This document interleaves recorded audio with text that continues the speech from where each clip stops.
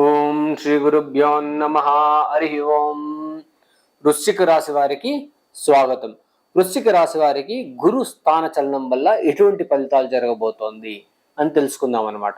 ఇప్పుడు వృషభ రాశి నుండి గురువు సంవత్సరం పాటు ఉండి ఇప్పుడు మిథున రాశికి ప్రవేశించాడు అనమాట. దాన్ని బుధ సరస్వతి యోగం అని అంటాం అనమాట. గురు బుధులు కలిస్తే సరస్వతి యోగం అంటాం అనమాట. దాన్ని చూసుకోవడం మంచిది అనమాట. చాలా మంచి యోగం.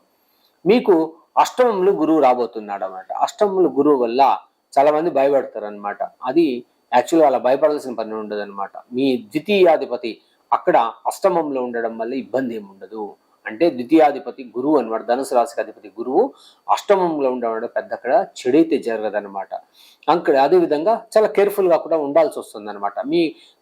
మీకు తృతీయంలో తృతీయ చూపు అన్నప్పుడు అక్కడ మీ సోదరుల యొక్క ఇది అనుకూలాలు అక్కడ చూసుకోవాల్సి వస్తుంది అనమాట. అదేవిధంగా మీ యొక్క గురువు యొక్క వీక్షణ మీకు వ్యయంలో ఉన్నాడు అనమాట. అంటే 5 అనమాట. మిథున రాశికి 5వ స్థానం తులారాశి అవుతుంది. మీకు వ్యయ స్థానం కూడా అవుతుంది అక్కడ.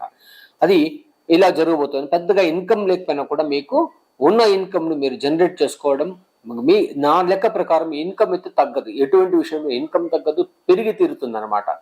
దానికి తగ్గట్టు కష్టపడాల్సి వస్తుంది అనమాట. అదేవిధంగా 4వ స్థానం చూపు ఉండడం వల్ల మీ యొక్క తల్లి వల్ల అనుకూలం ఉంటుంది అనమాట. తల్లి ఆస్తులు, తల్లికి సంబంధించిన అనుకూల ఆస్తుల నుండి అనుకూలం అయితే కలగబోతుంది అనమాట. తల్లి ఆరోగ్యం బాగలేకపోతే తల్లి ఆరోగ్యం కూడా సరిపోతుంది అనమాట. వ్యయంలో ఉండడం వల్ల కొద్దిగా గురువు వ్యాధిపతిని చూడడం, వ్యయస్థానంలో ఉండడం వల్ల కొద్దిగా తీవ్రమైన అలసట ప్రయత్నాలు అయితే ఉండాల్సి ఉంటుందన్నమాట. అదేవిధంగా ఎక్కువ దురాశ పడకుండా ఉంటే చాలన్నమాట. ఆశ పెట్టుకుంటే చాలు. దురాశ ఎక్కువ పెట్టుకున్నారనుకోండి, డెఫినెట్గా లాస్ అయ్యే అవకాశం అయితే 100కి 100 పాళ్ళు ఉంటుందన్నమాట. ఎప్పుడు ఒకటి అర్థం చేసుకోవాలి, గురువు నుండి మనకు ఎప్పుడు మంచిదవుతుంది, ఎలా మంచిదవుతుంది, గురుబలం ఎలా ఉండబోతోంది మన రాశికి అని తెలియజేసేటప్పుడు ఈ యొక్క గురుబలం లేకపోతే ఎటువంటిది మనకు మంచి జరగడానికి అవకాశం ఉండదు అనమాట. గురువు వల్ల శుభం అంటే శుభకార్యాలు, తర్వాత పెళ్ళిళ్ళు, ఉపనయనాలు, నామకరణాలు, పిల్లలు, సంతాన వృద్ధి, ఇవంతా కూడా ఎలా ఉంటుందనేది ఈ గురువు యొక్క దీనిపైన వీక్షణ పైన ఉంటుందన్నమాట. అదే మీకు నెక్స్ట్ వచ్చే సంవత్సరం మీకు భాగ్యస్థానంలో వచ్చినప్పుడు మీకు బ్రహ్మాండం 2026 2026లో అయితే మీకు చాలా బ్రహ్మాండంగా ఉండబోతుంది అనమాట. అందుకని ఈ సంవత్సరం అలా ఉంటుంది. భయపడాల్సిన పని కూడా లేదనమాట. చాలా పరిహారాలు కూడా ఇస్తాను, ఓపికగా చేసుకోవాలి అనమాట. అంతే, ఇంకేం లేదు.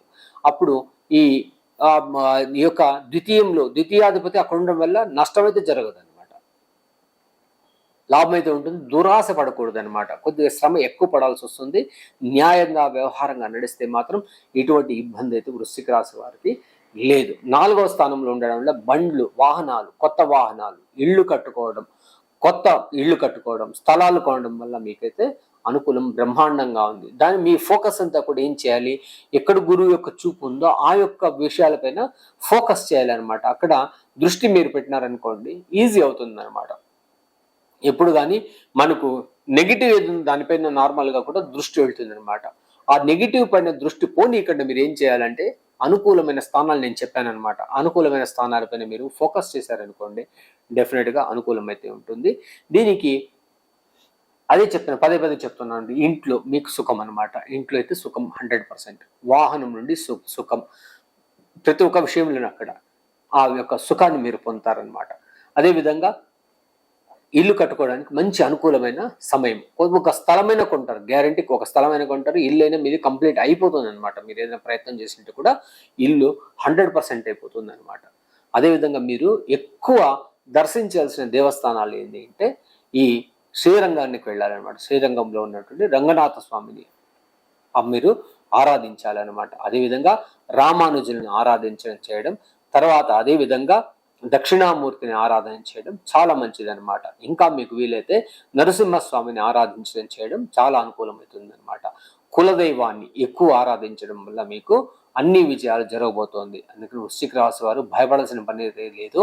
5లో కూడా అక్కడ శనిగ్రహం ఉంది. అంటే ఈ సంవత్సరం అలాగే నార్మల్గానే ఉంటుంది. వచ్చే సంవత్సరం భాగ్యంలో రావడం వల్ల మీకు అన్ని కూడా అనుకూలమవుతుంది అనమాట. ఎప్పుడు మన ఇంట్లో పండగ ఉండదు అనమాట. ప్రతిరోజు దీపావళి అవడానికి అవకాశం లేదనమాట.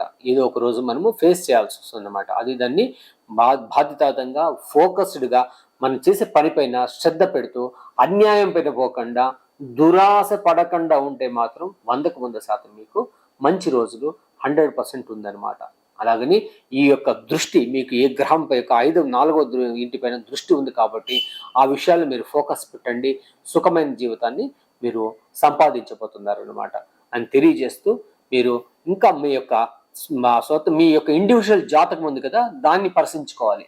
ఇది రాశిపైన మాత్రం ఫలాలు చెప్పామన్నమాట. అదే మీ యొక్క వ్యక్తిగత జాతకాలపైన మీరు దీన్ని వేసుకుంటే మీకు ఇంకా ఖచ్చితమైన ఫలితాలు దొరుకుతుందన్నమాట. ఎవరైనా మీకు మంచి తెలిసిన జ్యోతిష్యుల దగ్గరికి వెళ్ళండి. వాళ్ళ దగ్గరికి వెళ్ళడం వల్ల వాళ్ళు సరైన మీకు మార్గాన్ని చూపిస్తారనమాట. అదేవిధంగా తెలియని వాళ్ళ దగ్గరికి వెళ్ళొద్దండి. వెళ్ళినా కూడా వాళ్ళు సరైన ఇన్ఫర్మేషన్ ఎవరు, లేదా అనవసరమైన డబ్బులు ఖర్చు అవుతుంది, లేనిపోని ఇబ్బందులు పడతారనమాట. ఏదో చేయాల్సి ఇంకేదో చేయడం మేము చూస్తూ ఉంటామండి. మా దగ్గరికి వచ్చేవాళ్ళు ఏదేదో డబ్బులు లక్షలు ఖర్చు పెట్టేసి వచ్చేసింటారనమాట. ఆ ఫైనల్లో ఒక చిన్న పరిహారంతో వాళ్ళ యొక్క సమస్య తీరిపోతుంది అనమాట. అట్లాంటివి మీరు కూడా వృశ్చిక రాశి వారు మీ యొక్క వ్యక్తిగత జాతకాన్ని తెలుసుకుంటే మంచి మీకు అనుకూలమైతే కనబడుతుంది అనమాట. అదేవిధంగా ఇంకా మీరు జ్యోతిష్యం నేర్చుకోవాలని ఎవరికైనా ఆసక్తి ఉంటే జ్యోతిష్యం నేర్పిస్తున్నాము, మీరు కన్సల్ట్ చేయొచ్చు. దానికి తగినటువంటి డబ్బులు పే చేయాల్సి వస్తుంది అనమాట. చేస్తే మీకు దానికి సరైన పద్ధతిలో నాడీ జ్యోతిష్యం, గవ్వల శాస్త్రం, తాంబూల జ్యోతిష్యం కూడా చాలా క్లియర్గా నేర్పించడం జరుగుతుంది అనమాట. మీరు తెలియజేస్తూ, ఎవరైనా ఆసక్తి ఉన్నవారు కాంటాక్ట్ చేయొచ్చని తెలియజేస్తూ, సర్వే జనా సుఖినో భవంతు, సన్మంగళాని భవంతు.